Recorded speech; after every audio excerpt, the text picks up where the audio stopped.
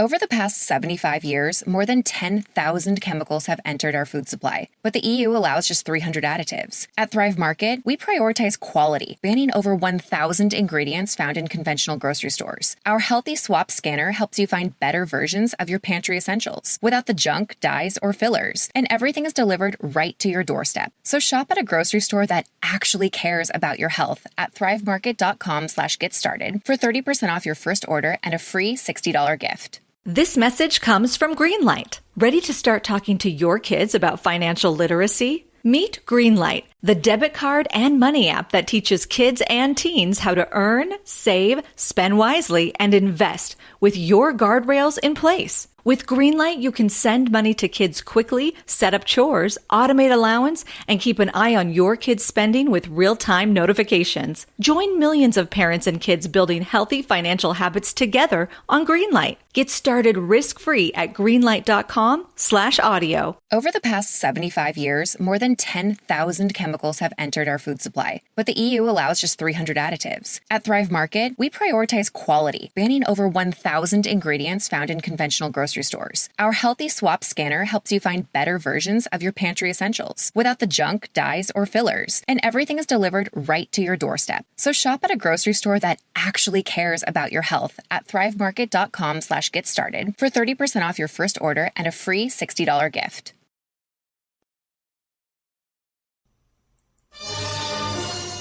It's the Opperman Report. Join digital forensic investigator and PI Ed Opperman for an in-depth discussion of conspiracy theories, strategy of New World Order resistance, high-profile court cases in the news, and interviews with expert guests and authors on these topics and more. It's the Opperman Report. And now, here is investigator Ed Opperman. Okay, welcome to the Opperman Report. I'm your host, private investigator Ed Opperman, and this show is brought to you by emailrevealer.com. Go to emailrevealer.com, you get a copy of my book, How to Become a Successful Private Investigator. You get an autographed copy, as a matter of fact. And also, too, if you need any kind of locates or asset searches, skip tracing, all those kind of services available for you at emailrevealer.com. You can also give us your spouse, your girlfriend, your boyfriend's email address. We'll trace it back to online dating websites and catch them cheating online. We've got a special guest for you today. This is a show I've been trying to get in the can here for quite some time. We have Red Wemette. And I guess he worked for the FBI undercover and to set up a Chicago outfit. He's the author of the book, Nobody Cares and What I Did About It, the Red Wemette Story of the Chicago Outfit. So, Red, are you there? Yes, I am, Ed. How you doing? I'm doing pretty good. So tell us about yourself. Who is Red Wemette? Red Wemette was who is he? Right now, he's a 67-year-old man who is looking back on his life and what he did. That's why I wrote the book. And I really believe nobody cared. Nobody really cared. That's why I got involved. Let me ask you a question. Now, because I've talked to you off the air a couple of times, and you're like a real happy guy. Happy, talkative, colorful kind of guy. Have you always been that way your whole life? Yes. Yes. As a matter of fact, several people that have read my book turn around and send me messages and say, Sandy's one, a gal I knew. She said, I miss the old days when we used to laugh together and have good times in Chicago. Yeah, I can believe that. You're the kind of guy that you'd want to be sitting in a bar with or fishing on a boat with, and just hanging out and spending the day with them. I'm sure you could just talk all day long. So, Red, tell us, how did all this come about? You went to work undercover for the FBI. How did all this come about? Okay, well, it actually came about, I was involved with the Hanson brothers. Kurt Hansen was a hitman. He worked for Fifi Bucciari, and then he worked for Jimmy Couture after that. And I met him through my uncle, and he was dating his sister at the time. And that's basically my in that got me into doing slot machines out in Chicago Heights and working with Kurt Hansen. After that, I went to Jimmy Coutura, and I wanted his blessing for a business that the FBI encouraged me to go into. I was tending bar for a lot of mob places, beat girl places, buy the lady drinks her, that kind of thing. And there was an agent that came around that used to come around quite often. He was trying to get information. He couldn't get it, and nobody would talk to him. And I picked up his card, put it in my pocket, but I saw a lot of people getting hurt, some people getting killed, a lot of bad things. And so I figured I'd give the guy a call. And I did. And we didn't have call waiting or caller ID in those days. So I set up a meet with him at the Lincoln Park Zoo in Chicago at the Lion House. And this was in August of 1971. And it was all on my terms. I would only report to him and only him. I had a name that was the name of my commanding officer in the Marine Corps. That's what I used as a code name. And we set it up, and that's how it started. How old were you in 71? Well, I was born in 49, so no. 59. Let me do the math here, guy. I can't do the math. I had to be about 21 then. Okay, well then let me ask you a question. Now you're 21 years old, okay? And, 22, I believe. 22, yeah. In your 20s, okay? And, you're a young guy, you're tending bar, you're doing this stuff with the slot machines and stuff like that. You knew what you were getting into, right? What would make you... It's not like you were like a straight guy, you know what I mean? Who just got mixed up with these guys. You knew them. These were your friends, right? Actually, later on, in the very beginning, it was for the money. I was making very good money as a bartender. I used to take down maybe $300-400 a night tips. In those days, that was a lot of money. Yeah, in 71. Because back in 71, your rent for the month was like $300. Oh, my rent was the place I lived was only $75 a month. So. Yeah, and unlimited call distance, long distance, and phone in those days was like 1995. So yeah, things are different. It's amazing, right? Things have changed so much. But the thing is, like now, these guys, though, were they your friends or not your friends when you contacted the FBI? I was very cautious of them. I had other dealings with other agencies, and I was just kind of cautious of them. John Osborne, we took a good liking to each other, very good liking, and we got along well. He whisked me out of Chicago into Evanston, which is kind of a non-mob place at that time. And we sat down, we talked, and we made arrangements. And the arrangements were, like I said, I would contact him. He would never contact me. So Osborne was an FBI guy? Right. Okay. John Osborne. Now, what was your deal with the FBI? How much were they paying you? Actually, they weren't paying me. It was every time. That's one of the things that came up in court on many occasions.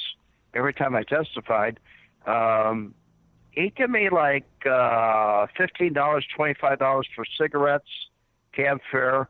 I used to sign a receipt for it, and that would be like maybe every 6 months, 7 months. Okay, then what about you hear these stories, right, where a guy starts working for the cops or the DEA or the FBI, and you're giving them information, but at the same time, they're looking the other way, and they're letting you do stuff. And they tell you... No, they did not. No. They did not. I followed all the rules. I reported in anything I saw was wrong. I was not under indictment, investigation, or anything when I went to them. It was just because I cared. By the way, I grew up in Cicero. What is Cicero? I'm not familiar with that. Cicero is kind of the old mob territory where Capone was, Ayupa, Joey Ayupa, all the bosses. Everybody was from Cicero. Okay. Now, so then your family was doing... So all my friends were Italian when I was a kid. I was the only redheaded kid in school. Okay, but now the thing is... That's how I got my nickname, Red. I can imagine. But now the thing is, though, so then your family must have grown up knowing these guys too, right? Basically not. No. My family was very dysfunctional. I don't know. I went my own way. I joined the Marine Corps when I was 17 years old, right after I graduated from high school. What did your dad do for a living? Pardon me? What did your dad do for a living?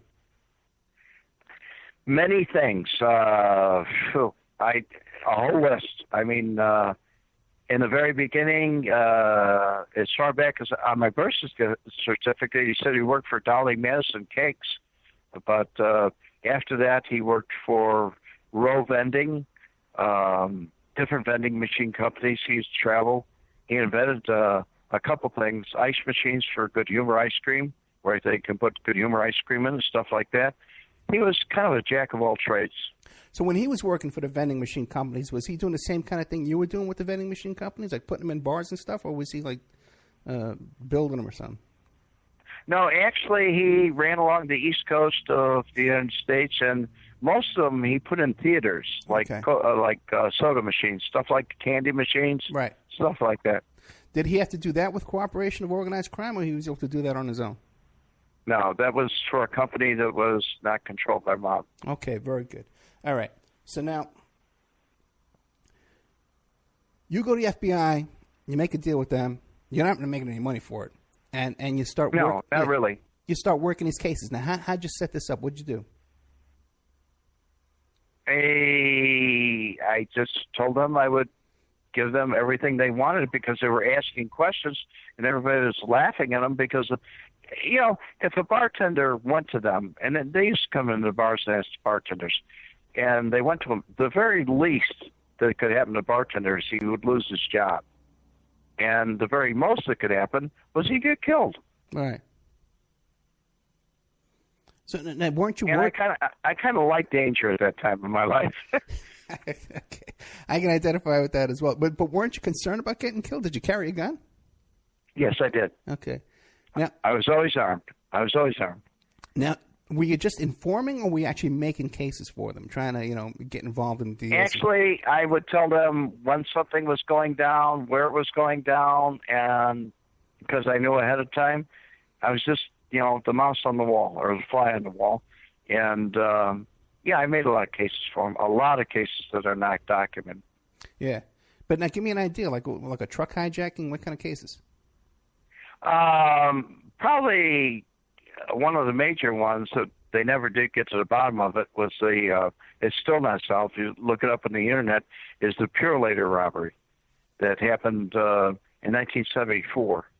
I think it was $4 million that was taken. And I walked in on Marshall Cafano and several other people, a lot of people, and they were counting the money. It was on the table over by American Bonding, which was on State Street, right across from police headquarters. But that was kind of the first one that we really worked on. The rest of them were like extortion cases. They went and made police payoffs. I used to accept bribes from police officers and then write their names down and have them arrested. Well, okay, now that's a good example. Now, if you were making a payoff to a cop and then later on the cop would get arrested, weren't people starting to get suspicious about you, saying, "Hey, every time Red goes and does something for us, there's a pinch"? It was a delicate road I walked. Believe me, you had to really make sure there was a lot of activity with that police officer, and then they would work somebody else in, so I would never have to testify. That's how I stayed undercover. How many years were you undercover for? Actually, I testified in court at one time that I was undercover for 18 years, but it comes out to about 21. Okay, about 21 years total. And then let me ask you this then. Okay, so you start off 21. You went doing it for 20 years. That's 40 years old. What'd you do for your living from 40 to 67? Basically, I owned several different businesses, entrepreneur-type businesses. That sort of thing, self-employed, not working for somebody else. I did work with a retired IRS CID agent, Rich Lucas. I knew him before he retired, and he went into PI business, and I did some work for him. Okay, okay. Now, these I was a licensed PI in the state of Illinois. And that's rock bottom, right? Yes, that's rock bottom. You can't get any lower That's than like that. Ernie Rizzo. That's like Ernie Rizzo. Rock bottom. Did you know Ernie Rizzo? Yes, I did. Oh, get out of here. Okay, how'd you meet Ernie Rizzo? Oh, on numerous occasions. One time I met him with Tony Pellicano. I met a lot of people. I got around quite a bit. Okay, very interesting. Now, how'd you know Anthony Pellicano? I met Tony Pellicano through Marshall Cafano and a character that he was in prison with called Alva Johnson Rogers. Johnny Rogers, we used to call him. And the rest of the guys call him a hillbilly. So I don't know what to tell you about that one. So now this is he was. This is when Pellicano was still working in Chicago, or when he had left to work in California? He was working in Chicago, but he was also CIA. Oh, really? Yeah. How do you know that? We talked. I was at different places. He had all kinds of lockpicks and all kinds of silencers and different things. And it was just, I was accepted. I was very much accepted by a lot of people. A lot of people really just liked me. Now, and I was kind of like the kid because they're all older than I was. I mean, they were in their 60s, 50s. Yeah. I mean, they're older guys. Now, everybody always says there's a theory that Pellicano and Ernie Rizzo did like a Mutt and Jeff act. You know, like one They guy. did. Yeah, one They guy. did. Yeah, go ahead. So describe that. That was some of the stuff that they would do. Well, I think it goes back to, this is guess on my part, but I think it goes all the way back to the Michael Todd, Liz Taylor's husband when the gravestone was stolen. Okay. I don't know if you know about that or not. Okay, well, the story is, I'll tell the story real quick, is that Anthony Pellicano became famous because Elizabeth Taylor's husband, now was it the body or just the stone? I think it was the body, right? It was like, No, it was the gravestone. Just the stone. Okay, I always thought it was the actual body. But they went to the cemetery and they took the gravestone, and Anthony Pellicano was the big hero because he was able to find it and locate it and make a name for himself in California. And Accardo made that decision for him. Who's that? Tony Accardo. Tony Accardo. Okay. But They wanted to bring him up. They used him. They wanted to bring him up. Okay, yeah, because he felt he was going to further his life just a little bit more by. He was chief of security for Michael Jackson. Right. And he felt he would further his career more by going that direction and getting out of Chicago. Yeah, and he went on to work some huge cases. Michael Jackson, Johnny Cochran. Who's that guy? Marty Singer, the big giant attorney Marty Singer, and all these big wiretapping cases. But now, he told you he was involved with the CIA. What do you know about that? Well, it's different bombs that were being made, different things. I would sit around and watch, listen, hang out, and he never said, not never, a couple times the initials were used, but he used to talk about his government work. Okay. That's very interesting. He was a contract agent. Yeah, and when they caught him, too, he had C4 explosive, he had hand grenades in his safe. He had access to everything. Right. And you name it, he had access to it. He also had this device that could wiretap people's phones remotely without attaching any extra equipment over at the person's phone line. That's correct. And where do you think he got that? Then how did he kind of played both sides against the middle? Then how did he wind up in prison now? I guess things changed. Johnny Roselli was murdered. That whole Giancana thing was gone, and everything kind of disappeared. And he kind of went into business for himself just to survive, and thought he could live off of California. The celebrities. Gotcha. And he got a little bit crazy with his baseball bat, his Louisville Slugger, and he decided that he didn't need the mob. Oh, okay. So they decided, we don't need you either. Okay. Then You're on your own. You're on your own. Now, what about these stories you hear right now? Because he has thousands of hours of encrypted wiretaps, and the story going around right now is that he's offering to sell those. That's what I heard too. Okay, well, how do you think that's going to work out? I don't think it will. I don't think it'll ever come to fruition. I really don't. Yeah. I don't think it'll happen. But now, first of all, there'd be too many lawsuits over it. Yeah, that's true. Yeah. Now, the Mutt and Jeff stuff. It's like O.J. Simpson going to Las Vegas to get his memorabilia. Okay, very good. Hey, what do you know about Pelicano and O.J. Simpson? Do you know anything behind the scenes about that? Not at all, sir. Okay. Not at all. Yeah, because he was all mixed up in that too. Mark Furman was his client for a while, and I believe O.J. was his client for a while too. Now, but the Mutt and Jeff stuff that I was talking about with him and Ernie Rizzo is that one guy would put the bugs in, and then the other guy would get hired and find the bugs. Yep, that's what it was all about. Tony used to put them in, and Ernie Rizzo used to be that guy that would turn around and say, "Hey, I can debug your house. That's right. I can debug your phones," and they both make money on both ends. Right. Now, what about? That's how it went. Yeah. No, wait. Now, Pelicano too. Wasn't he involved too with I think cleaning up the audio tapes for the JFK assassination, something like that? He tried to get involved, and I don't really know how much he was involved in. I never discussed it with Ernie, and I did not get along. As a matter of fact, there's a very famous case, the Schuessler-Peterson murders, when Kenny Hansen murdered him, and this guy by the name of Leonard Goodman, who is he is an attorney in Chicago. As a matter of fact, I called him before I published the book. But he represented Ken Hansen, who murdered these 3 little boys in 1955. He was a pedophile, Hansen was. And Ernie Rizzo came in with Goodman because he had the right to actually talk to me. And I didn't want to talk to him. I talked to several of his aides over the phone. He had this truth and justice thing going with Northwestern University. And I don't know, the Mary Ellen McCollum judge turned around and said, "Well, he has the right to talk to you." And I knew I had the right not to speak to him. And so when he came into the conference room, he sat down and he said, "Well, let's start here." And I said, "No, I don't want to talk about that. I don't want to talk about that. I don't want to talk about that." So finally he turned around and he looked at Ernie. Ernie was with him. He said, "Would you like to talk to my investigator?" Ernie and I just looked at each other. I said, "No." Okay, but you didn't have any kind of real serious beef with Rizzo, right?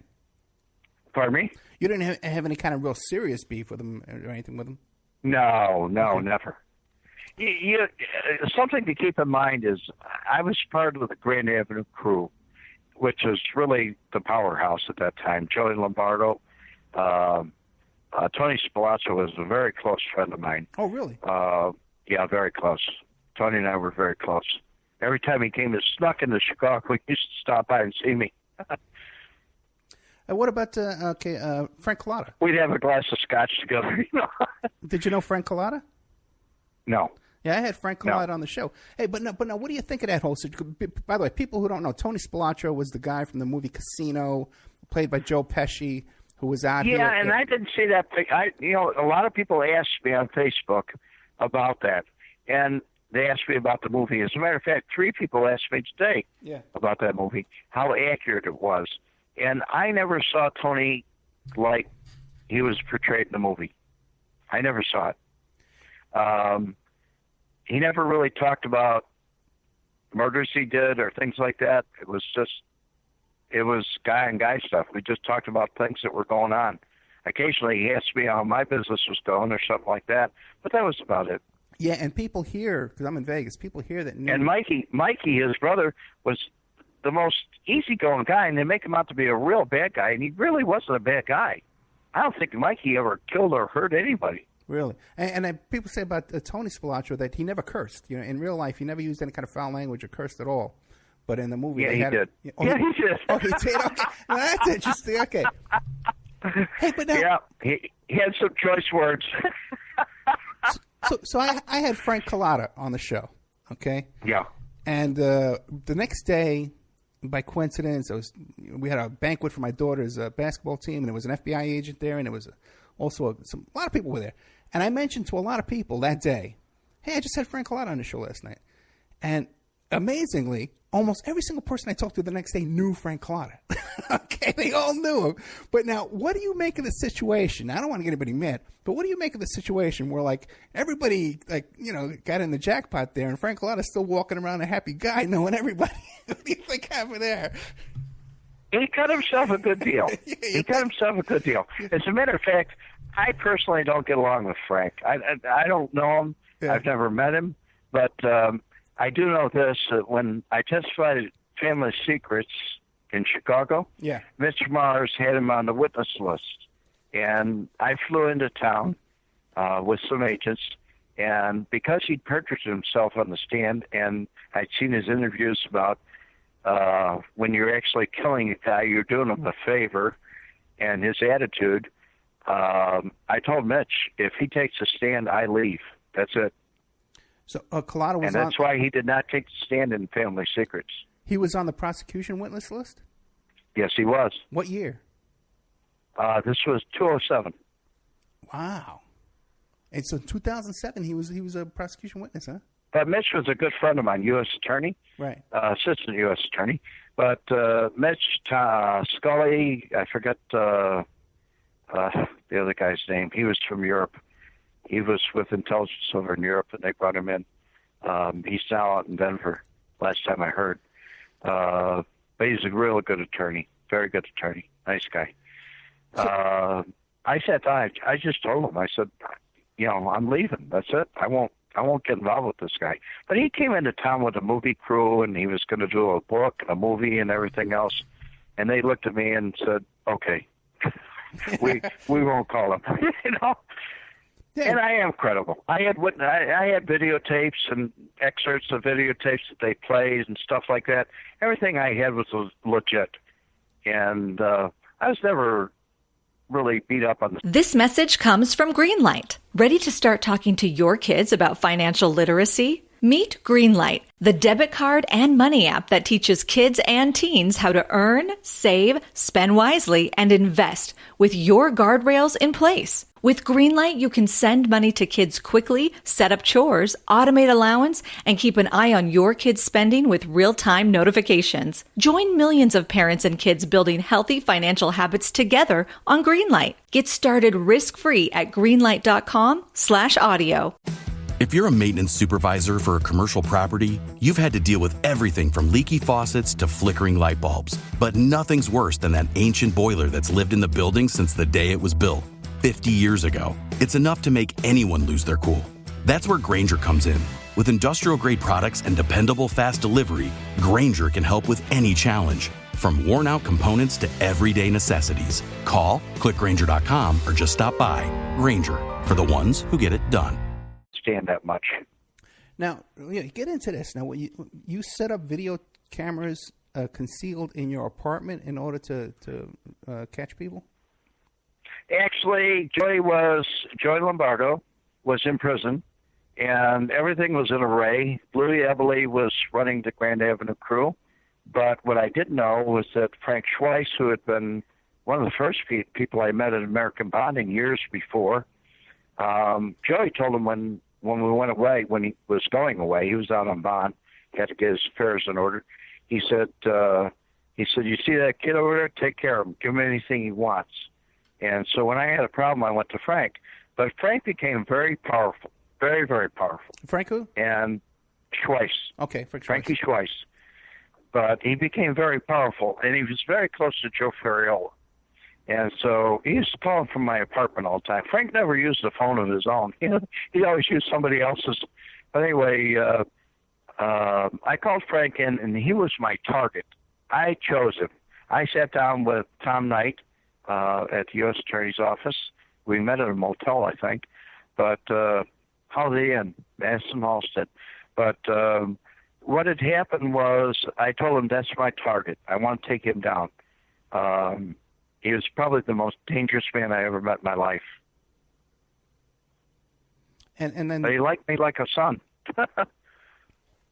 and that's what caused you to put these video cameras in your apartment? Actually, they brought the equipment, and they didn't have a tech to do it, so I had to install everything. It's really screwed up. The FBI screwed up a lot, let me tell you. So now, how'd you, were these big cameras? Were they small cameras? Did you hide them behind mirrors? How'd you do this? The main camera, we had a Niagara also on chairs and different things for backup.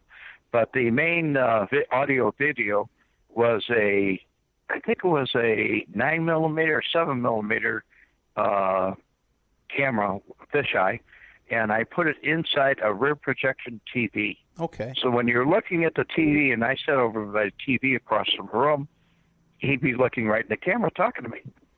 Okay, that's good thinking. Now, were these voice activated? No, it was switch activated. I had a panel of switches by the steps, one, for a hallway light, a living room light, that sort of thing. Right. And I put on a separate one so when I went up the stairs, I just turned it on. Now, you thought of this all by yourself? Yes. That's brilliant. Okay. Now, how was the FBI thought so, too. Yeah, no, I'm impressed, man. Now, how was the audio quality? Excellent. Excellent, except when they gave copies to Alan Ackerman in Discovery, yeah, they were like third generation, so they were really, grainy and hard to hear. Yeah, and so the ones they played in court were like perfect. Oh, that's so mean. Okay, yeah, because that's what we used to do back when I was working as a young PI. The guy I was working for would get the FBI recordings, and we would do our transcript of what we thought we heard, and the FBI would have their transcript of what they thought they heard. And our stuff was always, where they were talking about recipes and stuff. I don't know what they were talking about on those other tapes. They were baking cakes and stuff. They were doing all friendly things, sport games, and these FBI said talking about murders. Crazy. But, okay. Now, back to when you start testifying. Now, Frank talked to me about many murders. Okay. He used to talk to me about a lot of things. I don't know why. He just trusted me. But he was planning on murdering a guy down the street from me. He wanted me to take over his business. He'd murdered the partners, but the guy was holding out. And in Frank's words, he was rat holing. And he was supposed to, he was making about $10 million a month. Really? And he wasn't putting in. And Patsy Riccardi was supposed to be collecting it. And Pat had the Admiral Theater in Chicago, which was a porn theater. And this is all porn. But at any rate, Steve Tushin owned the Bijou Theater at the time. And he was going to take him out. He was going to whack him and Wayne Bach. Hey, I used to watch them. They clocked them every day. Now, a couple questions. Now, why do you think these guys talk so much about their crimes? I've asked that question so many times, and to agents and U.S. attorneys, and the only answer I've got is they trusted you. Okay. Now, and not to say that I didn't do things. I was no angel either, guy. Okay. As a matter of fact, I wrote about it in my book. I did things that were not exactly right, but I didn't kill anybody or go after anybody that didn't try and hurt me. And they were stupid things like throwing somebody in the river upside down or super gluing their hands together or something like that. Okay. I really didn't. Maybe punch a few people around, a little rough, but I took care of my own business. Now, you mentioned, too, you said the guy was making $10 million a month. Now, was this all in cash? These guys had boxes of cash? Oh, yeah. I had broken into Tushin's safe. Yeah. And Frank didn't know about it. And I broke it into a safe, and I wanted to look at his books, but there was a lot of money in there, a lot of money. I didn't even count it, but I was looking at the books, and it was showing about $10 million a month. At that point, Frank turned around when I told him about it, and I don't know if I can. Are we allowed to say profanity on here? No, it's better for you don't. It's much better for you. Okay, let's go this way. He said, "Are you experimenting me?" And I said, "No." And he said, "Okay, we got to take care of this guy." He said, "I'll take care of it. We'll get it lined up for you." But anyway, the next question is, he said, "Where's the money?" Yeah. And I said, "I left it there. All I want to do is go in and see his books. I didn't want to steal it." Now, and Frank was a burglar. Now, back in New York, I grew up on Staten Island, okay? And so it was, a lot. Pardon me? I grew up on Staten Island in New York as a kid. Gotcha. And so, a lot of things went on there. Now, and I was also, I was in the nightclub business, too, in Manhattan back in the 80s. So I'm not, this is. Well, you rub shoulders. Yeah, this isn't a mystery to me, this stuff. But now, when I was a kid growing up. Especially if you went to the Coco. A lot of these guys, they had, like, money hidden in the walls of their home, and everybody knew about it. They had huge amounts of cash all over the place. Safe deposit box everywhere. In the bar, they had it on the walls there. They had safes there. How come when they get busted, the cops don't seize all that cash? They never do. The only time that I really know about where they really got somebody good was Frank Calabrese. Okay. And that's because his son turned him in. And he told him where all the cash was hidden. Yeah. Frank had stole like $3 or $4 million from where it was hidden. And so he never missed it, so he went to count it. But from what I understand, Frank had a problem with cocaine, so that was part of his reason and part of his way to escape from his father, which it's a sad life for him. I feel bad for Frank. No, that's another thing, too, because like, when I was a kid, right, like a lot of these guys, they wanted to deal drugs. But the old guys wouldn't let them. Their fathers and their uncles and stuff like that wouldn't let them make money in the drug business because it wasn't allowed. So these guys would stand around and they would hope that their uncles would get killed or get arrested so that they could go and sell drugs. Did you experience stuff like that with these guys? What is that with these guys? No, I was sat down from day one and told no drugs. I don't care if it's marijuana. No drugs, period. That's in 71, but what about in the mid-'80s? You were doing stuff in the 80s, right? In the mid-'80s, Joey went away. I had an arrangement with the police department, Chicago PD, and we kept all drugs out of my businesses. Okay. So, but did you know any guys that were selling drugs? Because back in New York, in New York, they were all. No one talked about it, but everybody was doing it. I gave those as crumbs to DEA. Right. Okay. Oh, you were dealing with... And what would happen is I call my handler. At that time, it was Hank Schmidt. And I would call my handler, and FBI handler, and he would put me on the phone with somebody that I didn't know, conference call, and I would tell him where to go, what to do, and they'd make the bus. And you didn't get a cut of those busts? You didn't get like 10% of those DEA cases? No, how come? Why weren't you negotiating deals like that? No, I wasn't in it for the money. Okay. I was not in it for the money. All right. Let me ask you a question. Now, you go, you start testifying, right? The first time you have to testify, were you nervous on the stand? No. No. No, there was one or two questions that upset me. It was the way they were worded. Okay. But I can tell you there was a time when Alan Ackerman said to me, he showed friendship in a video, where Frank has pat me on the shoulder and say, "That's what I like about you, kid." Frank had just got through saying to me, he talked to me about something that he did, a murder.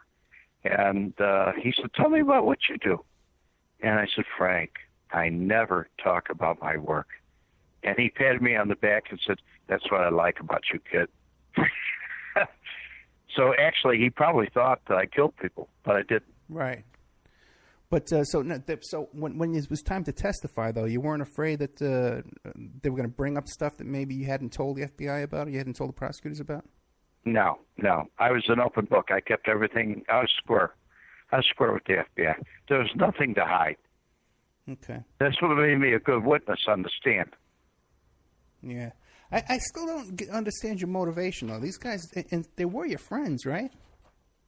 No. Who else were you socializing with besides these guys? Oh, all kinds of people. I had lots of friends. These were business associates. I went to weddings, funerals, whatever, birthdays, but basically that was part of when Betamax came out, and I bought a camera. Right. And so I used to videotape their whatever went on, whether it be at the Carlisle or whatever in Chicago, and or some of their homes. And then I would give them a copy of the video, which they would watch on television, and I'd make a copy for the FBI. Okay. Now, you mentioned this guy Kurt Hansen was like a pedophile. He murdered little boys. What's that about? No, that was Kenneth Hansen, his brother. Kenneth Hansen. His brother. How do you know that? Yeah, he talked about it. Whenever he got drunk, he used to talk about it. He would talk. He used to talk about getting away with it. It happened in 1955, and the first time he mentioned it to me was 1968. And what he said that he would have sex with little boys and then kill them? No, he told me that it was a big story.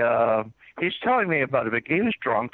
Yeah. And he was telling me about a big story, and he said I almost became headlines myself. And I just kind of listened to him. I was like a bartender listens to people. You know, you just got to listen. And he went on. He elaborated when the details. Some weren't true. Some were. They were corroborated later by other people, the true parts. And I worked that case with the ATF. And the FBI and I had a major falling out, after my relocation. And so Jimmy DeLoro from the ATF in Chicago, I had known him, and he was after Bamboulas and Mikey Schweihs, and he had him on something, and they were part of the Grand Avenue crew. And so he wanted to meet with me, and I met with him then. I think that was back in like 85 or 86, and we developed a great relationship. So after that, there was a problem. Hansen had murdered his wife, and I told him never to do it. I said, if you ever murder Beverly, I'll come back after you. And I was working on that case, and all of a sudden when I was talking to DeLoro, he said, what else do you know about this guy? And I said, well, he brags about these three little boys he murdered in 1955. And that was 40 years later. So we actually put a case on that worked. And so he did time for that case? He got convicted? Oh, yeah. He was convicted. The jury went out. The first time the jury went out, I think they were out for they went to lunch. And they were out for 45 minutes. They came back with a guilty. And then he went on appeal because of they put too many gay people on the stand, and that he had molested, but they were over 18. They were trying to show a pattern. So he won a new trial in 2002, and we went back in 2002 and creamed him again. He died in prison, 2008, I believe. Let me ask you a question now, because back in New York too, all the gay bars were owned by organized crime. And all the ones in Chicago were too. Yeah, right. Now, what do you make of that? Why is that? Anything that had to do with pornography, homosexual bars, gambling, whatever. If it had money in it, and it was illegal, the mob took a piece of it. That was it. Do you think any of it? It's the same way in Vegas. It's the same way in Vegas. What are you talking about, guy? I don't know anything going on in Vegas. Let me ask you a question. Okay. I know nothing. I know. What do I know? Just better reading books. Let me ask you a question. Now, was any of this due to blackmail? Yes. Yeah. What do you know firsthand? You could tell us. Oh yeah. Well, like what?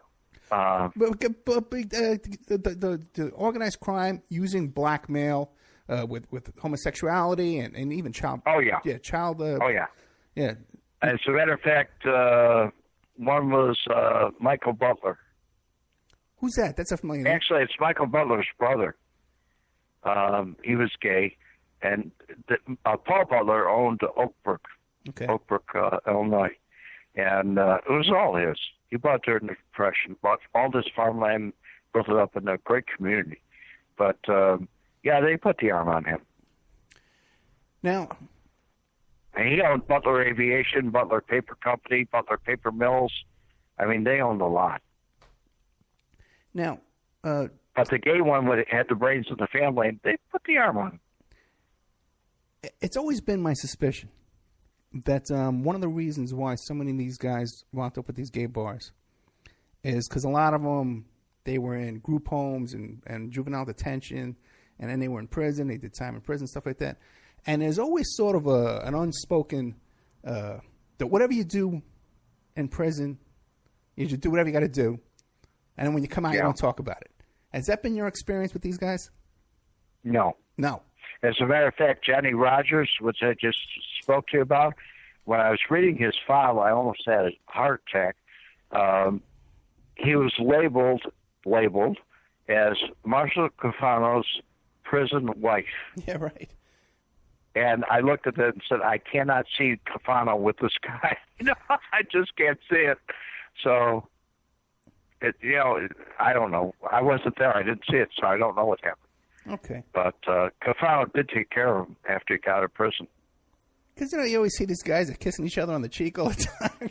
No, I think it was a little bit different than that. I don't think it was romantic. I love you, Red. I love you, Red. Now, you say you had a falling out with the FBI. What happened there?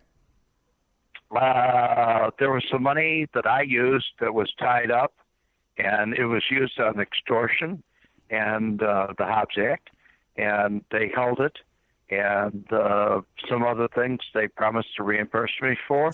They never did. Yeah. And we had some fights. As a matter of fact, when I called D.C. one time, I was talking to somebody in Washington. They said, do you have a contract with us? And I said, no, I don't. And they said, oh, we have nothing to say to you. So how do you feel? They kind of just dropped me. I was told by several agents, go away and die. Yeah. Just go away someplace. I don't know anybody, and I've worked defense cases and people who became informants. And by the way, too, you're right. Even if you want to help them, just to be a good guy and you want to help them, they want to get some over you. They want to get a case on you that they could just treat you as their slave. I don't know anybody. They didn't have that on me. Right. I was, John Osborne was a straight arrow. As a matter of fact, he got promoted and went to Philadelphia and worked on Scarfo in Philadelphia, right. I believe. Mickey Scarfo? Yeah. And he put him away. But John was just an Irish, straight arrow. He was a typical J. Edgar Hoover FBI guy.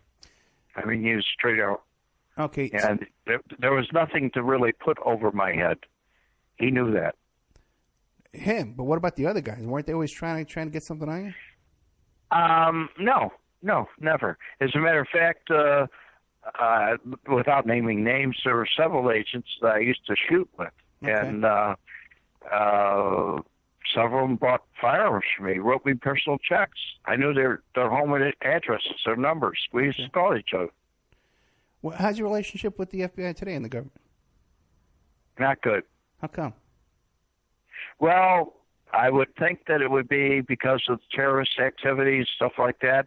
But when I recently called Chris Mackey, who is out in Boston right now, he was bodyguarding me coming in for Family Secrets in 2007. And Chris and I got along great. Ted McNamara, he was great too, still is.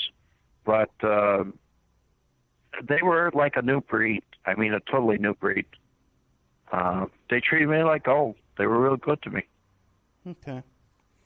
Now, but that was after I had already worked with the ATF. And I have to say, there's so much agency rivalry.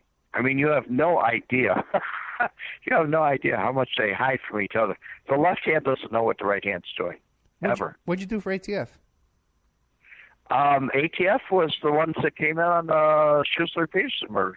Okay. And they put them together, and it was tried in state court at 26 and Cal, but it was sewn up. It was sewn up real good.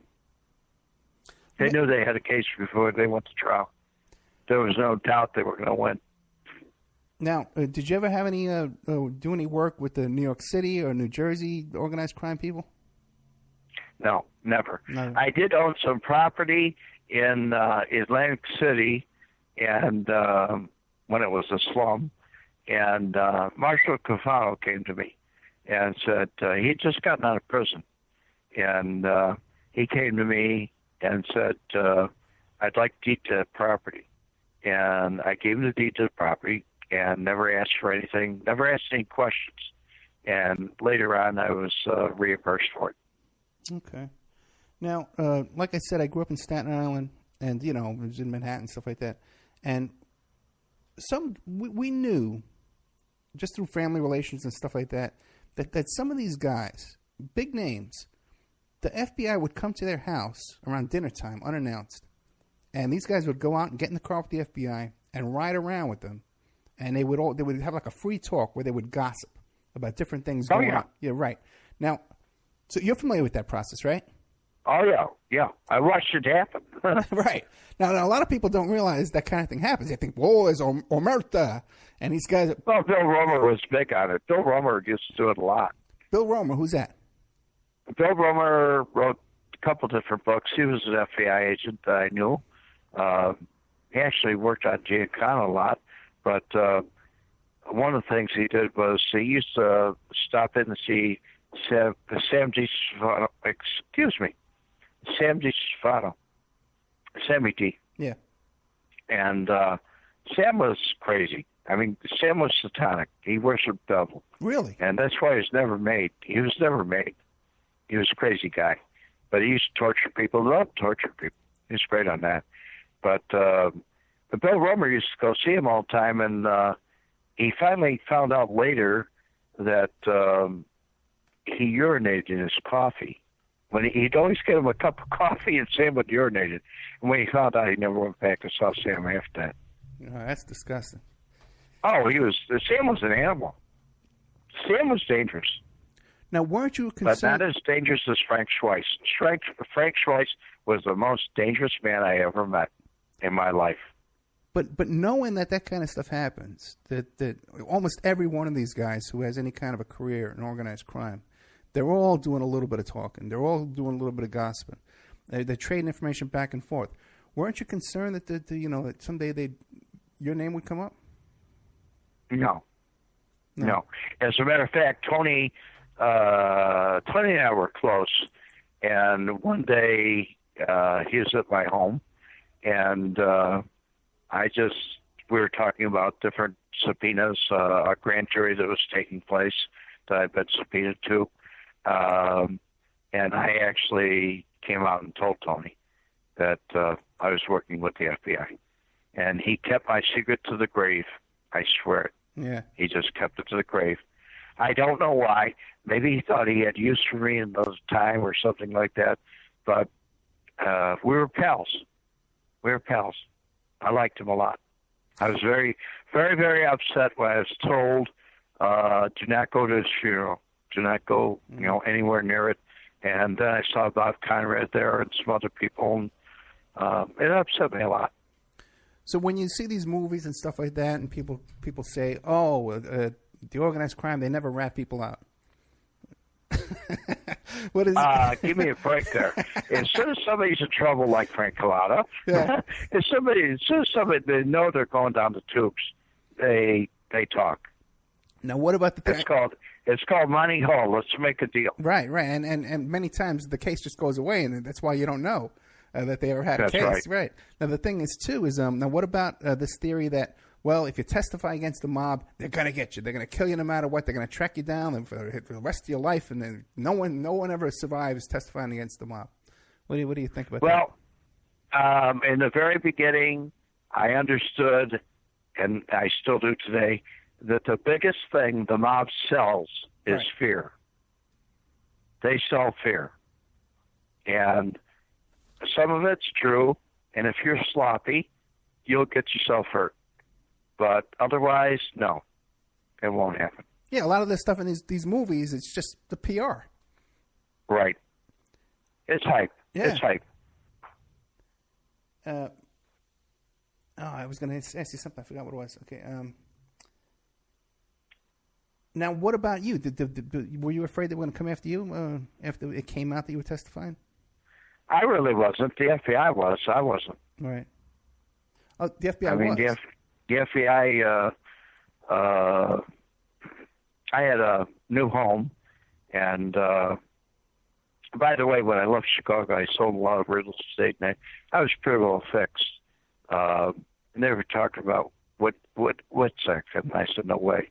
I mean, I would have to give up everything. It just didn't work. But when I got to my new house, which I bought a year before I ever pulled the plug on the operation, which they got upset over because they wanted me to go on and on for like 3, 4, 5 years. Yeah. And I said, no, I'm through. It's over. But anyway, there was a guy that came by the house that I just bought, and he took a picture of it. And it was because it had a beautiful tree in front of the house. I didn't know what it was, so I called it in. 15 minutes later, they pulled over some poor real estate guy. He wanted to take a picture of the house, and that's all it was. So they were really on top of it more than me. What about this theory that organized crime, they only hurt their own people, and they won't kill women and children, and they won't bother with civilians. They only, after their own, they will only mete out justice. That used to be the old days. That was with the old rules. It's gone. It's gone. It's like Pyro in Chicago now and other things where they hurt family members. It's not there. The rules, there are no rules now. There's no bosses anymore. Yeah. Well, what do you think when you see these TV shows like Mob Wives and all that kind of stuff? Mob Wives, particularly, when I saw Nora Schweihs, I had a fit because she's, I don't know, she is who she is. There's a lot written about her, so some of the other people there, it was dramatic.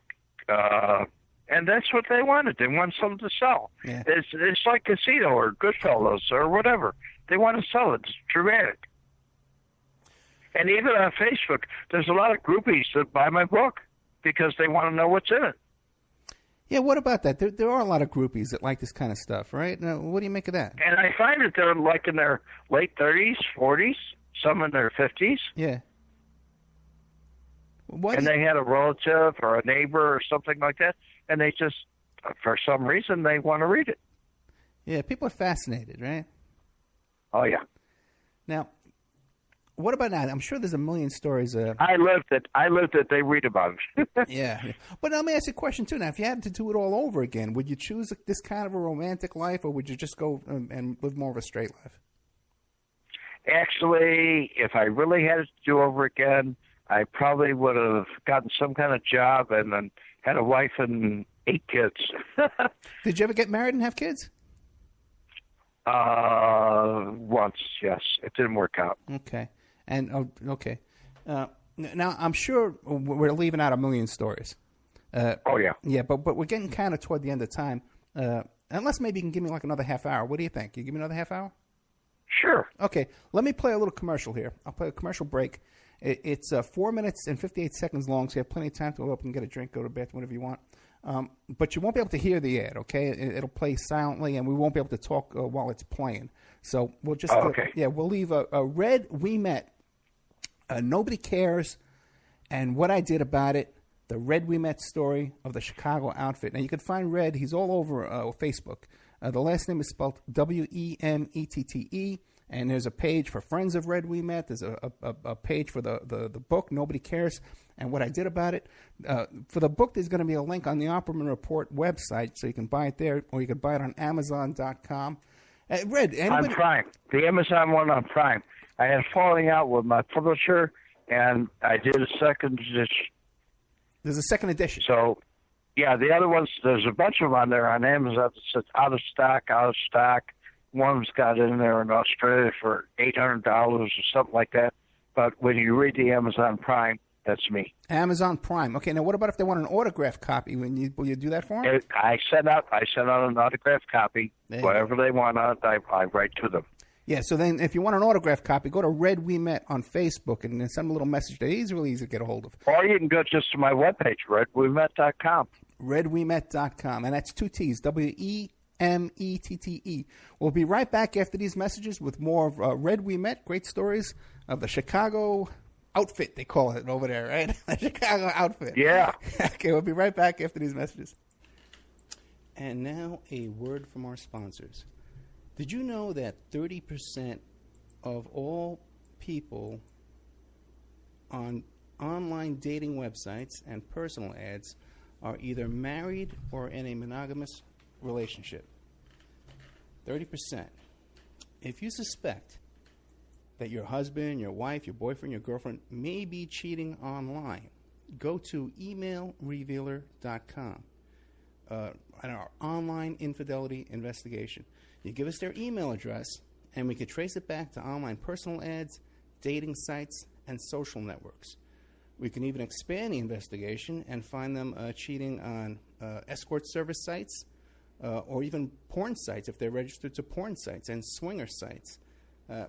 So check out emailrevealer.com if you suspect your spouse is cheating, and check out our online infidelity investigation.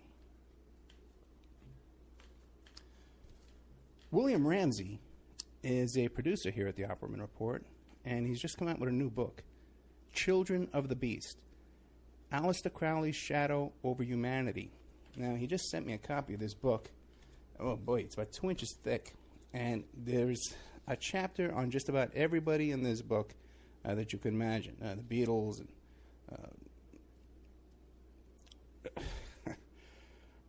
Jack Parsons, everybody's in here. It's incredible. And I definitely recommend this book. There's a bunch of pictures in here, too, of all these people and different chapters and information. Anton LaVey and people I've never heard of, too. There's a whole bunch in here. JFC Fuller. I don't know who he is. But it's great stuff by our producer here, William Ramsey. So check out Children of the Beast, Aleister Crowley's Shadow Over Humanity. You can find it on Amazon.com, or you could find it in the Opperman Report.com bookstore. We have an urgent bulletin. It seems that the group Strawman is still on the loose. It has been confirmed that Strawman are Canadian, okay, and that authorities are asking people to stay indoors, lock your doors and windows until this group can be dealt with. You could find more information about this group of Canadians, at strawmanmusic.com.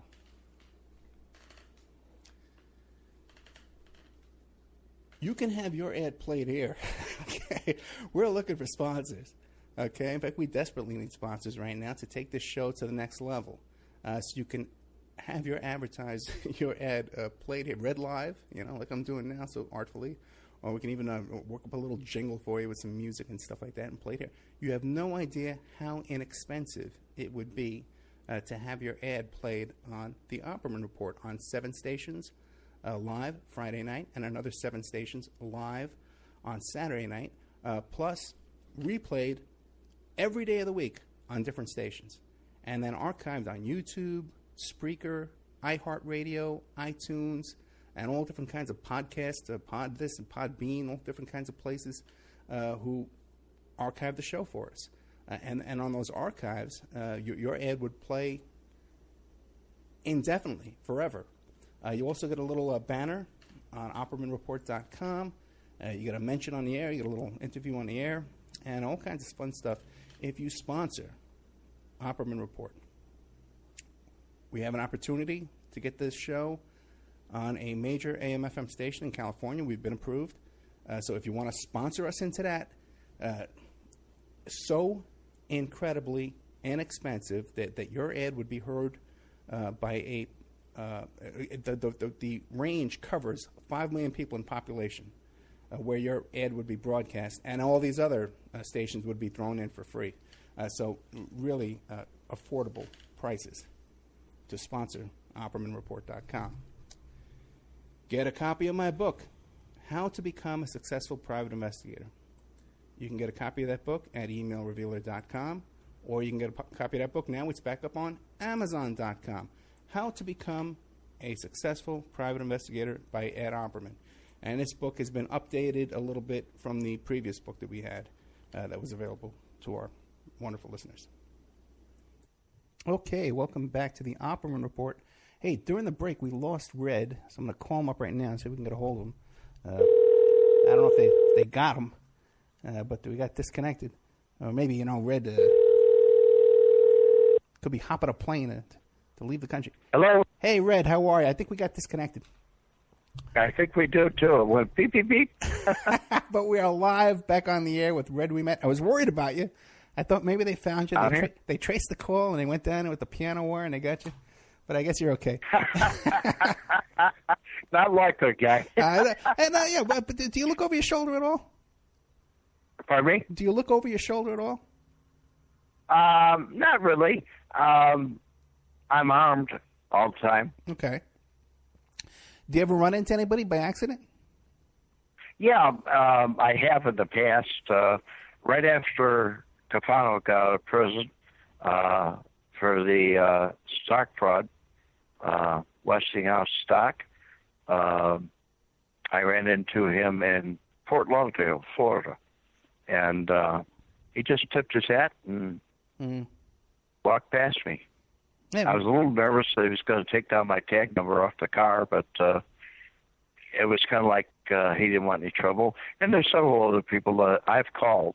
I've actually called them and said, I'm coming out with a book, and et cetera, et cetera. And they said, look, we don't want any more problems. You sent our father to jail or this or that or whatever. And you leave us alone, we'll leave you alone. Gotcha. Goodbye. And by the way, they always ask how I got their number, and I always tell them the FBI gave it to me. But I'm sure you got. If you were a PI, I'm sure you have your own databases that you can get in there and find people's phone numbers and stuff. Oh, right? Yeah. Okay. Well, also, I still have agents on the job to give me what I want. Really? You could still call in favors with the FBI? No, other agencies. Okay. Other agencies. But you don't want to say? Yeah. Pardon me? You don't want to say which ones?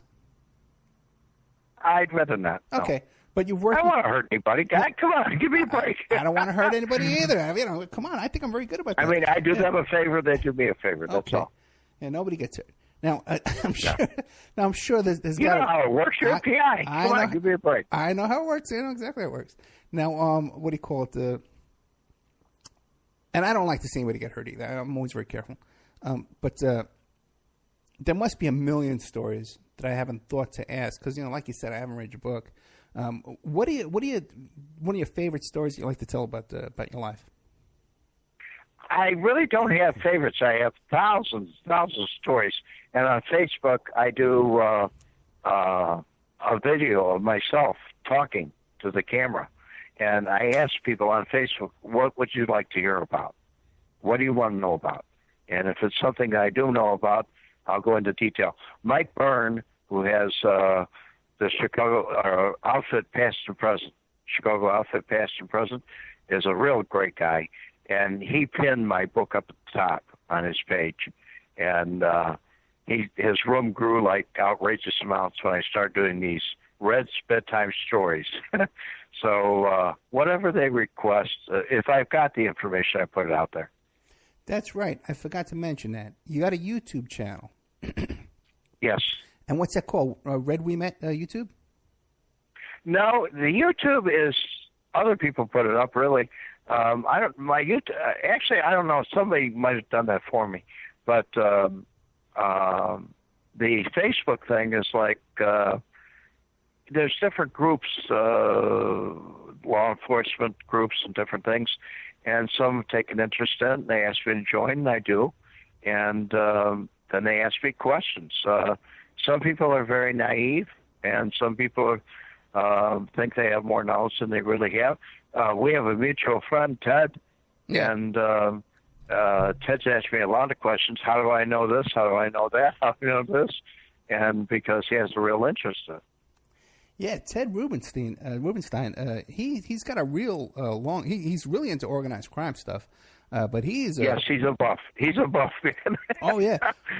Well, he worked for Mae Brussel and Dave Emery, and he worked for Larry Flint Publications and stuff like that. He's a really really serious reporter. He's got a lot of great work behind him there. And he knows he's not afraid to contact these sources. Did anybody ever contact him and try and say, "Hey, Red, I need somebody rubbed out. Can you help me out?" Yes, only one person in my entire life. Who is that? And I set him up with an undercover agent, and he got 30 years. So when was this? When you were young or more recently? No, this was 1998. Wow. And he's dead now. Was this someone you knew or?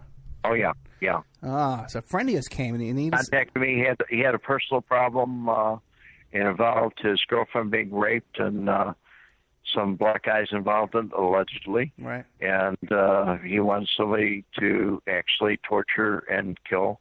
And he said I was the only person he knew that could contact somebody.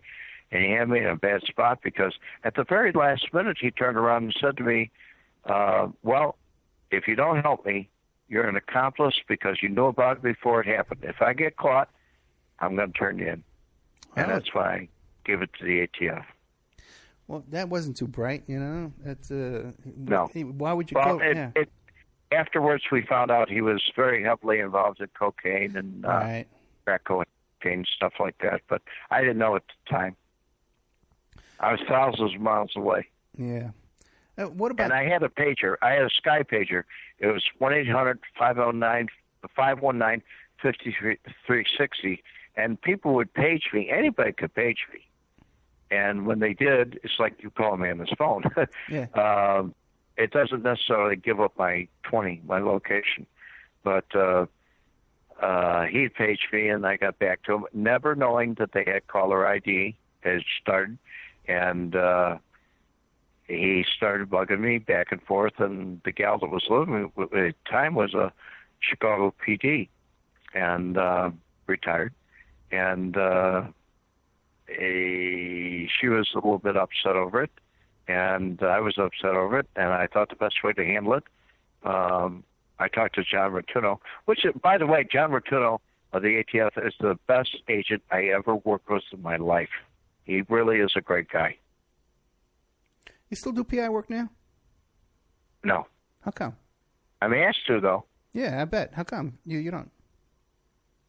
I'm 67. Yeah, that's true. Yeah, but I tell you, when you look on those YouTube videos, you look great. You know, you look like I didn't think you were 67. I still water ski. I still skydive. I still get out there and do things I want to do. And you don't like to say where you live? I don't feel my age. But then again, I don't want to be at the beck and call of an agency. Or I'd rather be self-employed. Well, yeah, I'm saying, like, if you did private investigator work, you'd have to work for clients who were, I'd say a lot of times they're more difficult. Clients can be more difficult. And even working with attorneys. Forget it. They want this, they want that. It could be more difficult than you want to be. And the economy, with what it is right now, it's not worth it. Yeah, and chasing these attorneys for the money. Too. This last 8 years have been rough, you know. yeah. So, even Bush's years, even when Bush was in office, it was rough, you know. Well, but now, if you're retired now, because you don't have like a pension from being doing this kind of stuff, how do you get it by? Like I said, I sold a great deal of land. Okay. Land was always good to me, and I made some investments, and I had other things that were going for me at the time, so I didn't walk away poor. Okay. Now you said I had a few mil backing me up. Okay, very nice. So okay. I wasn't worried about it. Now I had some property in Hawaii I sold for, I think, $3.4 million. Oh, very nice. I sold that in 2002 or something like that. All right, maybe you can float me a loan, man. I'm in a hard spot. We've become really close in the past couple of hours, right, Red? You can help me out here. Now, you said you were living with a Chicago PD, a woman who was working for the Chicago. Did you ever do any informant for the local police department, or you didn't trust them? No, never. Yeah. But I would give the guys that were, I had an employee that was a pedophile. Yeah. I would give him to the local PD's vice and let him take care of him. I didn't like it. There were people that were throwing cocaine, and I gave it to DEA. It's just a crumb, a tidbit, a favor. Now, when you would do that, if you want to turn in this pedophile, or you knew someone who was dealing coke, and you want to turn them in, did you just call in cold, or did you go through somebody you knew? I knew somebody. I had a contact, and I said, please keep it quiet. Right. And all of them pleaded out. They had them on videotape. They pleaded them out. Amazing. So I never had to appear. Yeah, it is amazing. And I bet the pedophile didn't even get that much time. I think the average time they get is like 3.5 years on an 8-year sentence. In those days, some of them got more. 15 years. One, actually, he was transporting cocaine to Chicago, and it was like 800 keys over a period of time, and he wound up with 15 years. Let me ask you something else. Now, when the cops today, right? When you see all this stuff, you know, they're shooting people, unarmed people all the time, and it's just kind of gotten. If you knew someone that had a problem today, would you advise them to go to the cops, or would you kind of tell them to avoid the cops? Because, you know what I'm saying? That depends on the city, the situation. I know in my case, where I lived, in the 18th district in Chicago, there were cops that really were being attacked by street gang members from Cabrini Green, and I actually got involved myself. I saved quite a few lives, police officers, and they were grateful. Okay. They were grateful. Yeah, that actually, they left me alone on the vice bus, too. What was that then? Tell us what the details about that. Well, everybody had to be arrested every so often for right. Sale of pornography, or what they call it. They gave it a name. Supreme Court gave it a name. Something that was not compatible with community standards. Right. And so you had to take an arrest, and I hadn't taken, the employee did, who sold the merchandise. And a lot of times the guys would call me up and say, hey, we haven't gotten to you in 2 years, so give us somebody you want to send, you know, and I bond them out, and they get a year's supervision. But all the judges in those days were in our pocket, so, you know, I put a lot of judges away, a lot of judges. Yeah, what about today? You think these judges today is probably one of the most corrupt? It's still out there. We're not going to kill corruption. Yeah. I mean, you're resident out where you're at. Look at Oscar. Yeah. Yeah, you're talking about Oscar Goodman, who was Spilacio's attorney. And then later on... Well, also Collada's attorney. Yeah, interesting. I know, yeah. That's interesting, too. It was Collada's attorney, too. And I was actually trying to get somebody to put up my book in their museum, and there's some guy out there that just hates me. He says he's a nobody, he's a bum. And so I kind of stayed away from it. But I did want to contact the museum and actually sell to the museum and sell books, but they weren't interested. Oh, that's interesting. Yeah, because I'm sure I know the guy you're talking about. You know what? There's so many of those guys floating around here, you know, that are connected with the mob museum and these mob tours and stuff that they do out here. But you were mentioning Oscar Goodman. He became mayor, and they call him the happiest mayor. And now his wife's mayor. Now his wife is the mayor. Yeah. Might as well keep it in the family. But you never see Oscar anymore. You don't see hide nor hair of him. He keeps it right. Well, he's getting on his years. Yeah. And toward the end there, he's been drinking so much. That's what they say. Who really knows? That's true. Yeah. That's true. Yeah, who really knows? So what else? What else? Any other good stories you got? Probably my experiences in Las Vegas were very good. All right, let's hear that. Great. Different things that I actually transported money back and forth several times. I wrote about it in a book.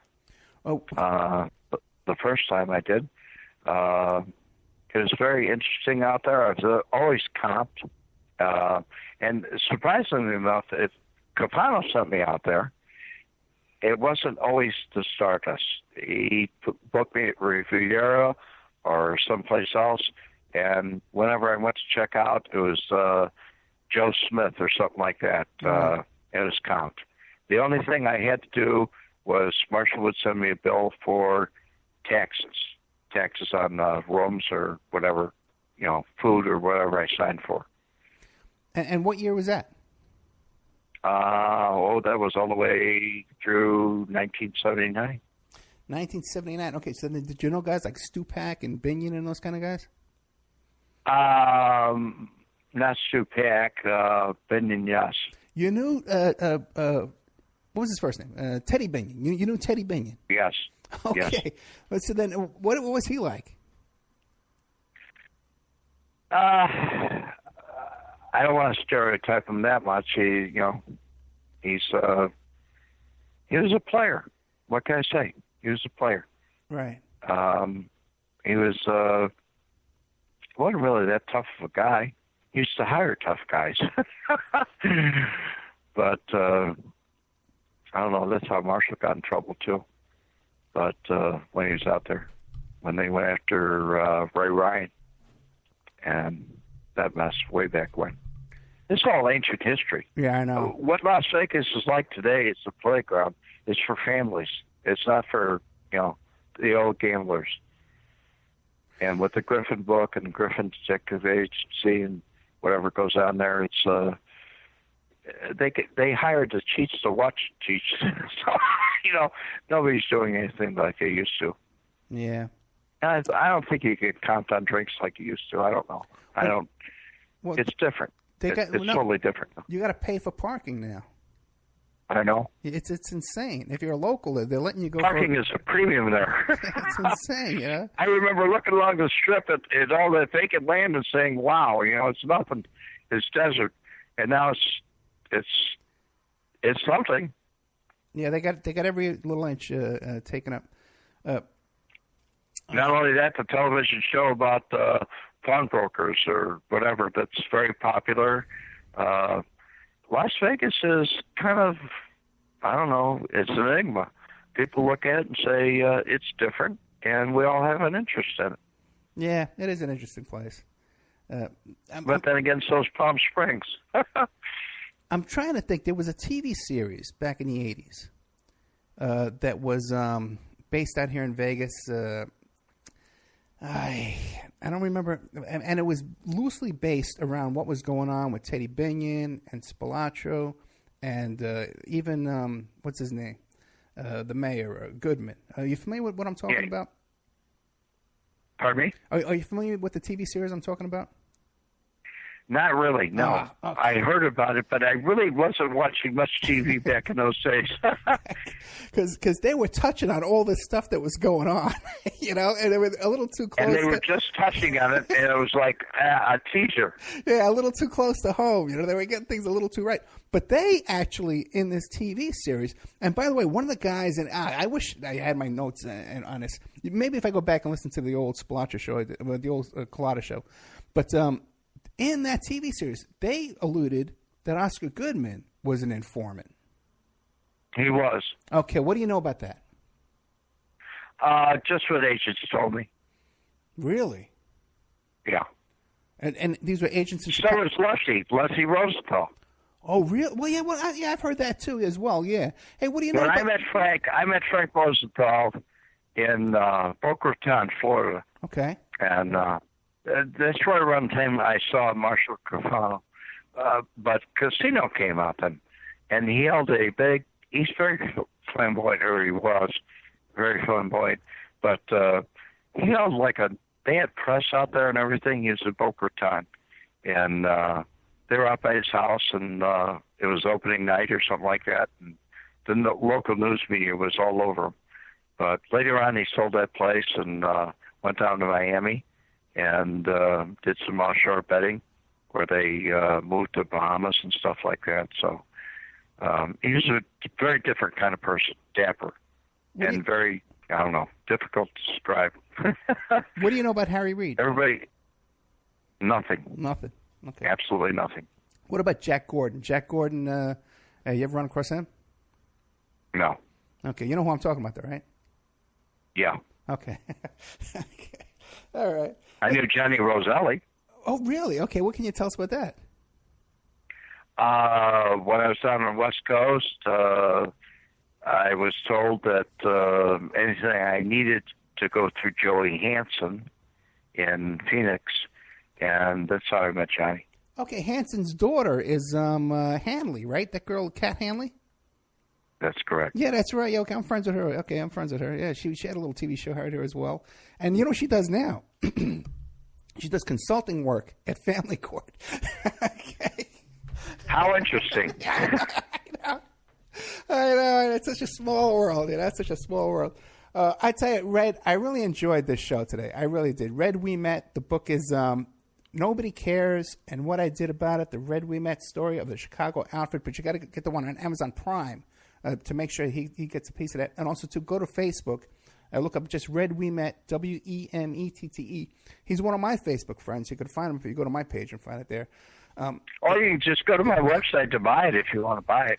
I'll autograph it and send it out to you. And the website is called Nobody Cares and What I Did About It. No, the website is called Red Wemette. RedWemette.com. I'm sorry, you told me before, but I'm a little out of it today. You remember, right? Okay. That's okay, guys. Take it easy on that sushi. And you got New Year's coming. I know. I don't even want to think about it. But Red, man, we only got a couple minutes left. What do you want to leave us with, man? If someone, what do you want to leave the audience with about yourself? I want to leave the audience with this. Whenever you see something going wrong, don't be a nobody. Be a somebody. Get out there and do something about it. Report it. Do the right thing.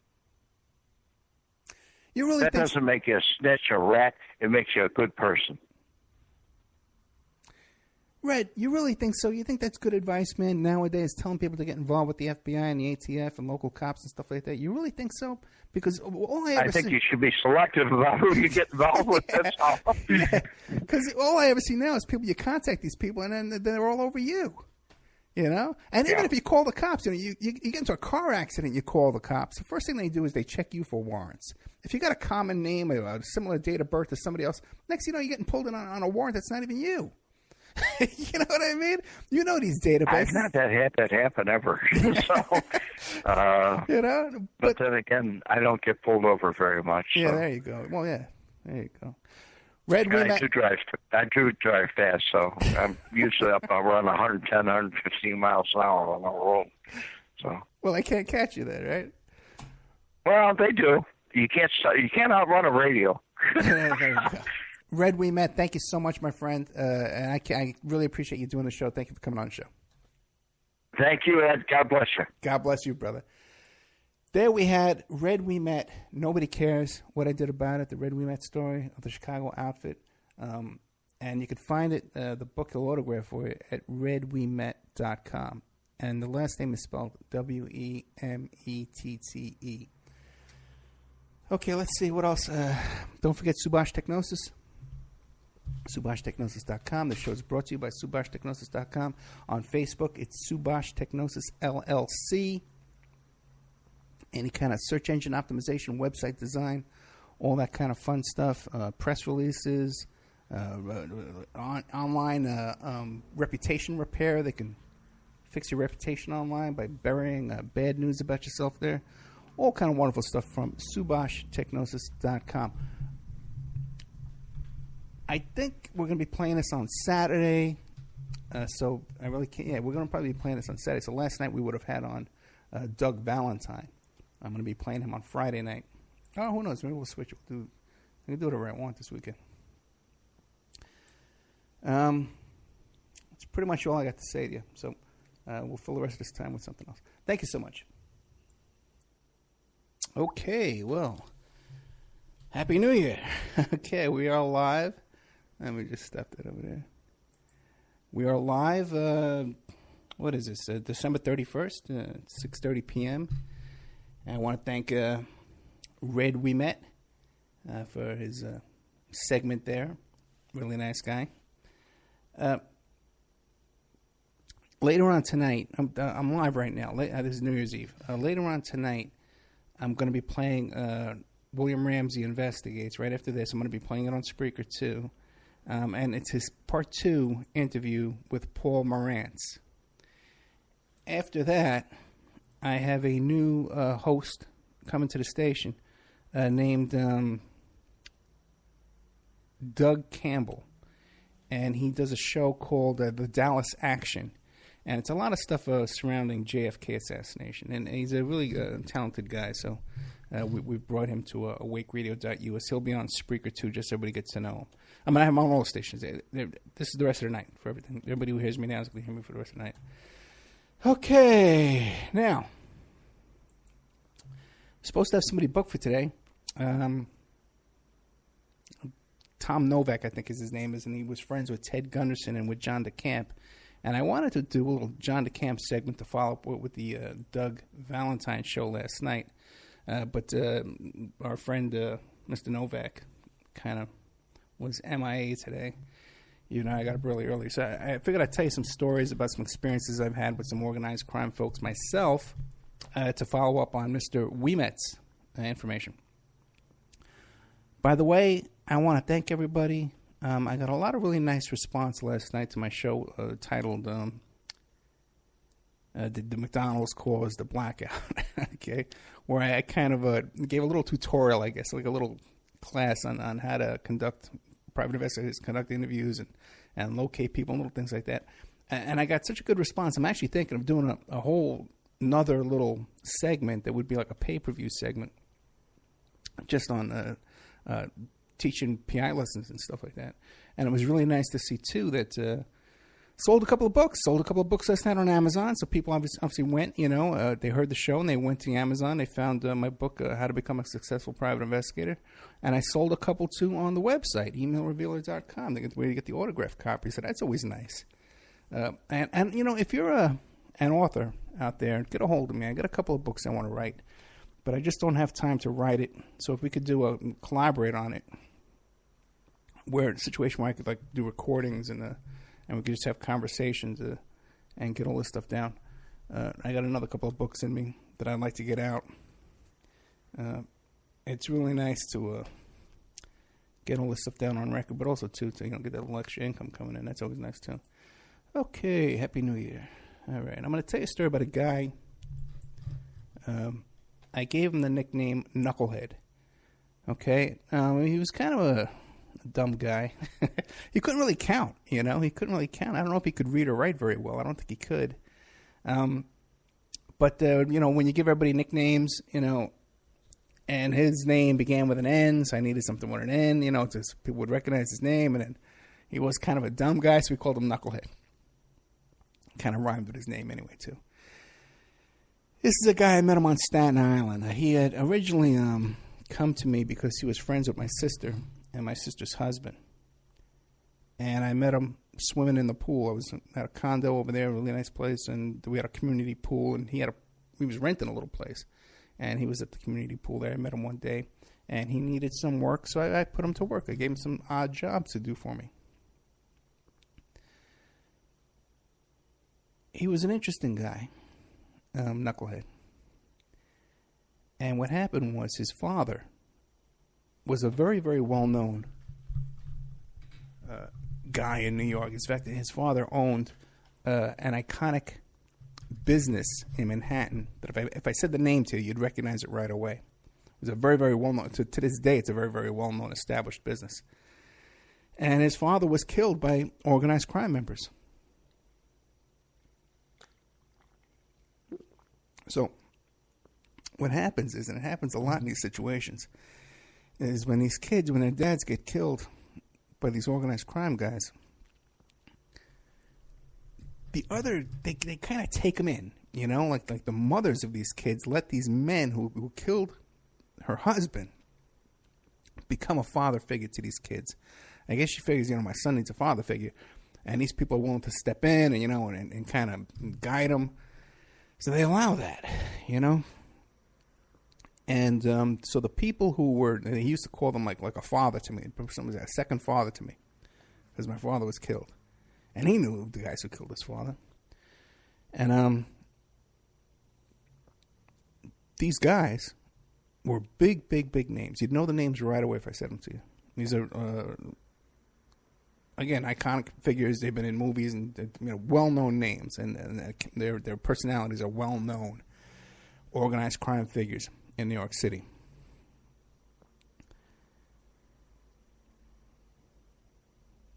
So they would give him little construction jobs. These little gigs selling stolen merchandise, the stuff that came off a hijacked truck, or, stuff that came out of some kind of scam, and they had stuff to sell. So he always, like, if you needed, like, a stolen TV or the one time he was selling these exercise bikes, he was one of those kind of guys as a young man. And also, too, they would give him, like, a booth to work at the San Gennaro feast in Manhattan. So he would have, making money. He'd keep some money in his pocket. Even because he was married, he had a couple of kids. And when I met him in the pool there, he had a scam going on that they had given him a construction job at Port Newark on the docks. And it was all set up that, he injured his back and they had witnesses and, slip and fall kind of thing, whatever. But it was all set up, that they had this lawsuit against the insurance company. And, these guys got for him the doctors and the lawyers and the witnesses, and everything was all staged.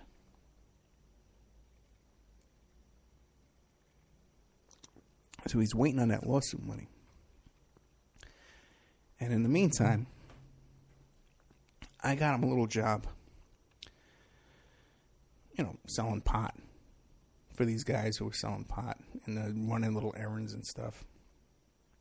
And so keep this guy busy, He would go get my dry cleaner for me, things like that. And I think for a little while he was driving me around too. He was a good guy to have around. Now, when I went into the nightclub business in Manhattan, I was 25 years old. And the family that this guy was involved in were the same bunch of guys that came into my club to extort money out of me. Now, we had about 5 or 6 partners in this club. Okay? And when these guys come in and they start making their little advances to you, trying to shake you down, it's people who come in and do this. Okay? And then, they just pretty much say, well, listen, you need linen. You need linen laundry service. You got to use this guy here. When you buy your liquor, you got to use this guy here. When you need your sanitation removed, you got to use this guy here. You need construction work done, you got to use this guy here. But the one they really want to get in there is they want to get in their own security guys to be bouncers in your club, because that's how they really get in and take over. So they wanted to stick like 10 guys in there, and that's when I was able to use my life's reputation to cut us a really good deal where they didn't come in there and totally take over. Also, too, they set their guys in to sell drugs. They have their drug dealer. But you could have your own guy in there, too. But you have to let their guy in as well. But you can have your own guy, too. And it was when it came down to negotiating the part about, who was going to be running the bouncers, how many guys they would stick in there. That's when I was able to use my influence and keep us out of losing the club altogether. Because once they get their guys in there, there's no hope. Okay?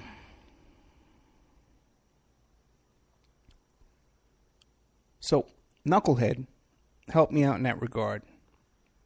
Having him around, because he knew these people, they were, like I said, they were like the guys above the guys who were shaking us down were like his father. So having this guy around as someone that was working for me and owed me money and was running errands for me was good for me at that time. So he gets his lawsuit settlement.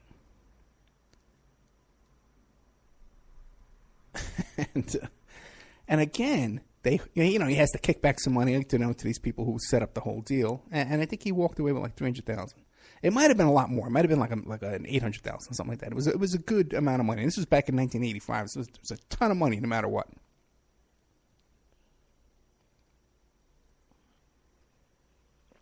So, while he was working for me, before we get to the next step, and before he got the lawsuit money, while he was working for me, he met this stripper in New Jersey by the airport, and he fell in love with this girl. He was married, he had 2 kids, and his wife and his mother-in-law were like really old-fashioned type people, and so he was, out about, and he met this stripper, and he fell in love with her, she fell in love with him, and everybody knew about her, but, it was okay. Okay, keep that in mind. So what happens is he gets the money and they hook him up with a restaurant in a lobby of a hotel in New Jersey. Deal of a lifetime. You can't go wrong with a restaurant in the lobby of a hotel because, it's part of the room service, people staying at the hotel. They want to go, they have to meet people, you can't, there's a bar and you cannot lose with a hotel or restaurant. Plus people in the neighborhood want to come check out the new restaurant. And they gave him a partner who had restaurant experience and had very, very successful restaurants. His last name was famous on Staten Island for putting on great restaurants and serving good food and good service. He knew how to run restaurants. Well, wouldn't you know it, Knucklehead runs the restaurant into the ground. It was kind of funny, too, because by coincidence, another friend of ours happened to be in the produce business, and they would sell produce to this restaurant. And he says, we would send the truck over there, and he would have these guys, and then they're going through the truck and looking at all the stuff, and they're trying to shake us down and get us to lower the price on stuff while I deliver the stuff. And it's just, a bunch of losers, But the partner was a great guy, the one who had the restaurant experience. It was Knucklehead who became a jerk. So the restaurant goes out of business. And right around that time, Knucklehead decides he has to get divorced. Either his wife left him or he left her. I don't know what. And when the divorce came, it came out in the divorce paperwork and stuff like that. And then the affidavit of financial service and the divorce proceedings that he married the stripper. And he had kids with the stripper. And he had a house with the stripper in New Jersey. The guy had 2 wives, 2 sets of kids, 2 families, and 2 homes. I don't know how he was pulling it off. We had kind of drifted apart by that time. But I don't know how he was pulling us off. But he had two sets of families.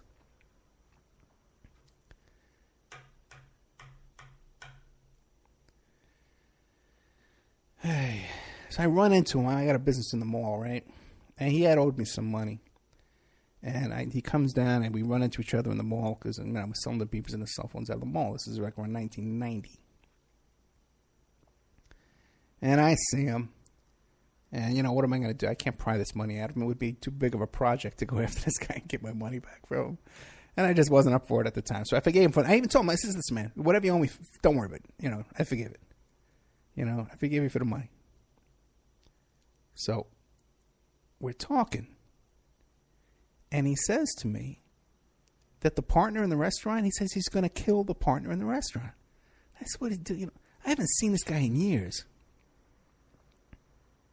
We kind of got a little beef. He does owe me money. He doesn't know if I have a case going on or what. He doesn't know what's going on in my life. And here this guy's confessing to a murder plot with me. So I just kind of walk away shaking my head. And the other guy was a friend of mine, too. We haven't seen each other in years, but still, he's a decent guy. Wouldn't you know it? God's fate, luck, coincidence, whatever you have it. I run into the guy, the restaurant partner, in the cigar store not even a week later. He's there with his son. His son's all grown up now. He's a teenager, big kid. And I say, hey, man, I got to talk to you for a minute. He's happy to see me. Everybody's happy to see me when they see me, hey, I got to talk to you for a minute. So he sends his son out to the car. Go out and wait out in the car. I wish I could tell you the son's name because it's also part of the humor to the story, but I can't because I don't want to make enemies and have people calling me up and complaining. Or worse. Oh, my God. So I tell him, hey, man, I ran into the Knucklehead the other day. And he goes, oh, yeah, that Knucklehead. And he was telling me about it. You guys, your restaurant went out of business. He goes, oh, yeah, but thank God my other restaurants are doing great. And I says, yeah, man, he tells me he wants to kill you. He goes, what? I says, yeah, the guy's talking to me, man. He's telling me he wants to kill you. And he goes, oh, don't worry, Knucklehead, he's just talking. I'm not worried about that. I'm like, well, oh, boy, you like these cigars? Okay, and he ends the conversation short. Turns out they went right back. He went right back to the same guys that were the bosses over all these guys, and they had a big meeting, and he got in big trouble for threatening to kill this other guy, Okay. And then he came to me, he started complaining to me that I ratted him out. What do I rat you out? I'm not ratting you out. I'm telling another friend that you're going to kill him. What am I going to say? Nothing? Got to say something.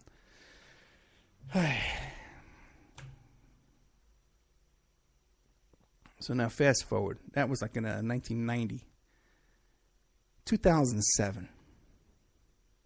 Now this guy's in his 50s. What a life, man. He's been doing this, bouncing around his whole life. He gets mixed up in this life because they kill his father. He worships these guys. He looks up to them. They got him running errands. They got him selling stolen TVs, running around. They stick him with this lawsuit thing. He's waiting on that lawsuit money for 10 years, 5 years, whatever it was, for that stupid lawsuit. He gets that money, blows it.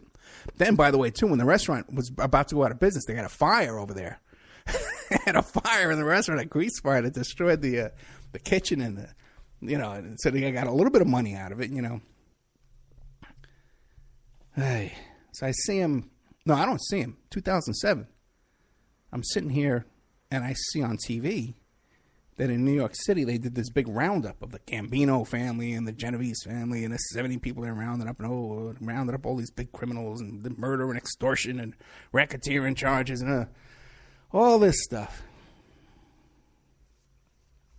I get a hold of the indictment and I see my friend Knucklehead's name on there. And I'm there, but for the grace of God goes, all right, you know, I see this guy and I say, you know, oh man, look at this guy. And I said, let me look up the details of the case. And it was so pathetic. They'd gotten him some job at a construction company that had a contract removing debris from the World Trade Center in 2001. And he was making money from that, you know? He wasn't working construction either. He was like a consultant, some BS deal, you know? And it was kind of a shakedown kind of a deal, you know, where it was an insider deal, and they were making little payoffs on the side. And he was getting paid on those payoffs. And they had him on tape talking about him. But the charges surrounding this big roundup, which I believe was his first big arrest, was twofold. What happened was this informant invited him to a barbecue, and he was working as a consultant for some private sanitation, his garbage carting business in New York City that was controlled by these wise guys in New York. And this informant knows this guy runs his mouth, can't keep his mouth shut. So they invite him to a barbecue at some guy's house. And the guy says, yeah, you know, I got this new business, you know, we're doing this and doing that. And so good old Knucklehead, in front of this informant on tape, starts saying, oh, well, you know, you got to sign up with me for that, for your garbage carting contract. Because these people I'm involved with, they control all the garbage carting all over New York. And, you know, oh, forget it. You know, they'll give you so much grief if you don't sign up. You better sign up with me right away. Otherwise, you're going to have all this trouble, and they're going to burn you down. They're going to put you out of business. Because they control it all. It's controlled. This is controlled by organized crime. He's confessing this whole thing to this guy, shaking him down with his stupid garbage carting contract, where under the circumstances, the guy would have gave him the contract. They're all friends. They're hanging out at a barbecue. Who cares? You gotta hire someone to do it. It's all the prices are all the same. You know?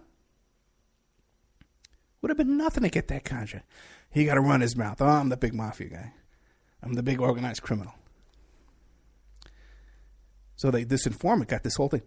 But the thing is, the cops and the FBI and all these people investigating it, they sit on it. They sit on it month after month after month after month. Because the thing is, they got to make a big case with extortion and murders and all this kind of stuff. They got to make a big case. And this is a little case.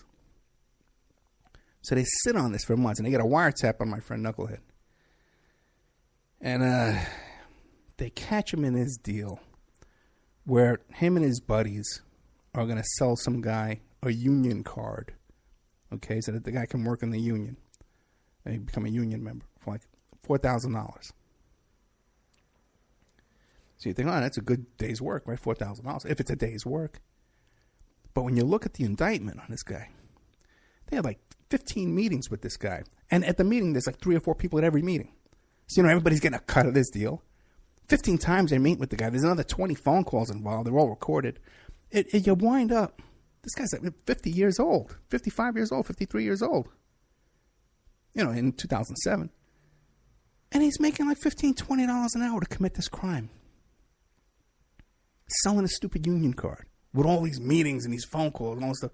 You know, he always liked to have meetings and phone calls. I guess it made him feel important or whatever. But when I read this, man, I said, look at this guy spinning his wheels at this age. Grows up selling the stolen TVs, running around with the dry cleaning, doing his stuff, collecting money. And now here he is, 53 years old, and he gets caught up in this thing, selling a union card for $20 an hour. But they had to bust him first on the union card so that he could be arrested as a member of organized crime, a part, an associate of this crime family. Then, once he's labeled with that jacket that he's organized crime, now they can go get him for the extortion charge. Because now it's extortion because he's an organized crime guy. You know what I'm saying? Like if I'm nagging some guy to sell him ads on my radio show, you can't get caught for extortion for that. But if I'm nagging him and telling him, hey, if you don't take these ads, my mafia buddy's going to come get you. That's extortion. Okay? Hey.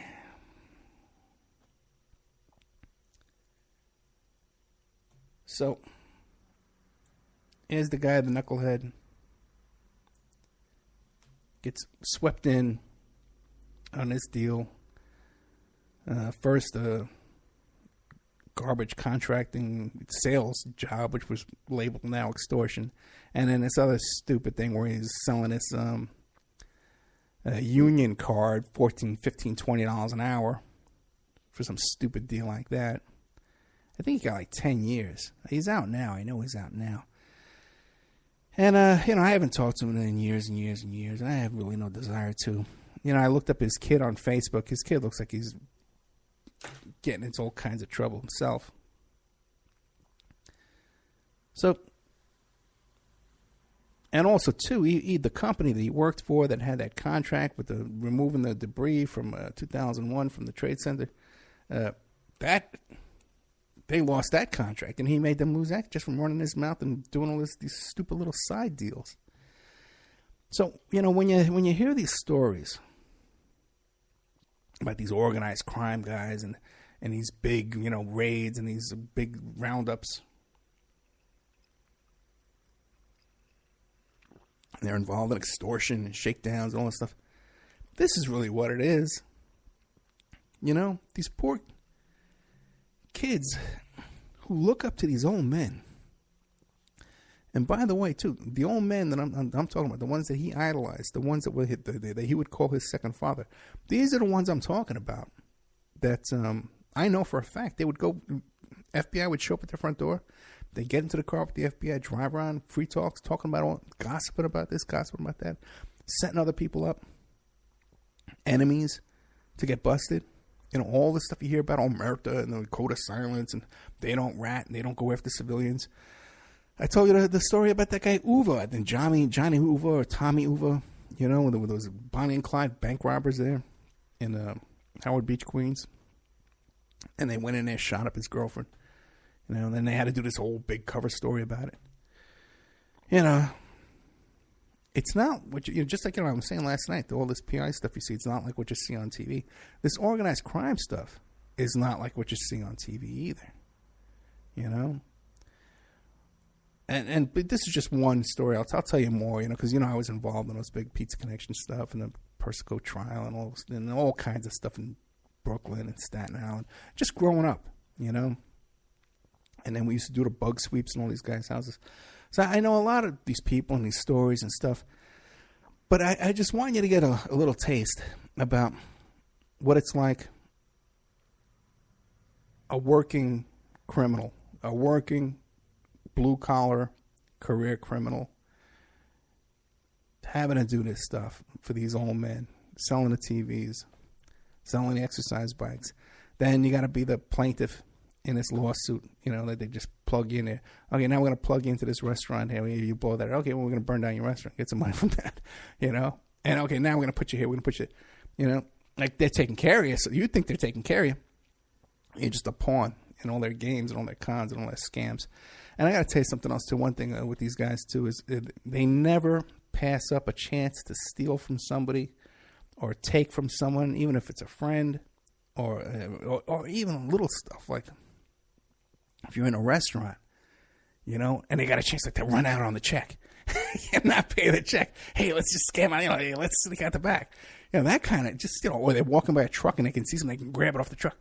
They're just compulsive thieves and liars and cheaters, too. All of them cheating on their wives and girlfriends. You always see that. So, people would think this glamorous lifestyle. Okay, and when I'm telling you about Knucklehead, yeah, he was a working class blue collar guy. But the guys he looked up to, these guys who were used to getting in with the FBI, these are those big names you see in the papers and in the movies and stuff. I made movies about these guys. So that's what all that's really like. Not like what you see on TV. Just like I was saying last night with the PI stuff, how, so much that you think how things work is not, anyway, I don't know, man. I don't even know how I get involved in this kind of stuff, to tell you the truth. But I was very happy to get a good response from that show last night, and I do plan on doing more on that. And also, too,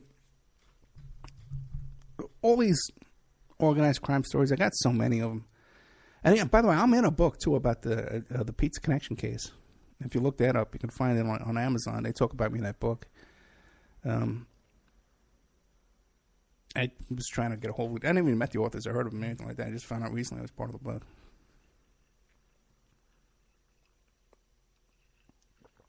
So, let's see. Yeah, there's no honor among thieves. That's for sure. That is so for sure. And even like Red Wemette was saying, they all rat each other out. They all make deals. What you see in this movie Casino is pretty much put out by the guys who made all the deals, who ratted everybody out. No, there isn't another guest on tonight because it's 7 o'clock. The show's over. Okay. But after this comes up, what's his name? William Ramsey Investigates, and it's part 2 of that show he did last week with Paul Morantz, which I didn't get a chance to listen to, but I know a lot of people heard and they said it was really, really good. And then I got a guy coming on after that, Doug Campbell, who does a show called The Dallas Action. And he's going to be on my stations. And there's a very, very good show, very tight show. And it has really good guests, too. I found some guests from his show. And he's also friends with Ted Rubenstein, too. So, anybody who comes through Ted is a good guy. So that's all good stuff. Let's see here. Let me play a little quick commercial break. And then we'll come back. And we'll get to William Ramsey. And William Ramsey, by the way, is going to be on Spreaker, so.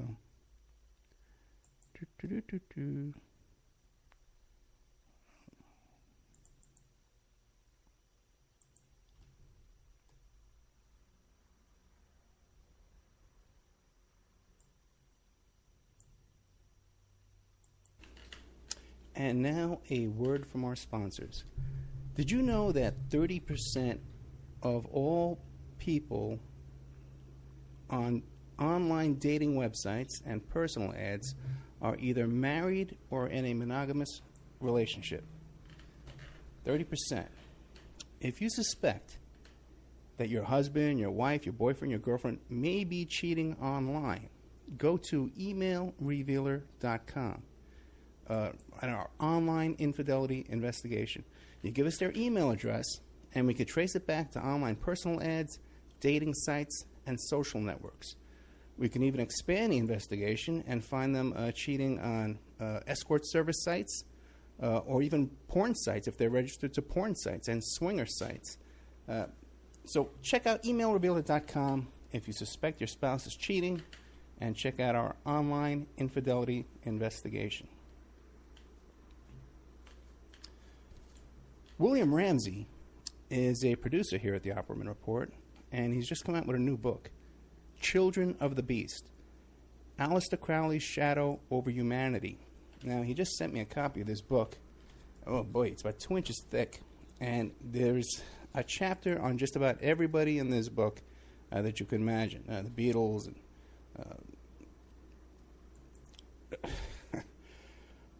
Jack Parsons, everybody's in here. It's incredible. And I definitely recommend this book. There's a bunch of pictures in here, too, of all these people in different chapters and information. Anselm LaVey and people I've never heard of, too. There's a whole bunch in here. JFC Fuller. I don't know who he is. But it's great stuff by our producer here, William Ramsey. So check out Children of the Beast, Aleister Crowley's Shadow Over Humanity. You can find it on Amazon.com, or you could find it in the Opperman Report .com bookstore. We have an urgent bulletin. It seems that the group Strawman is still on the loose. It has been confirmed that Strawman are Canadian, okay, and that authorities are asking people to stay indoors, lock your doors and windows until this group can be dealt with. You could find more information about this group of Canadians, at strawmanmusic.com.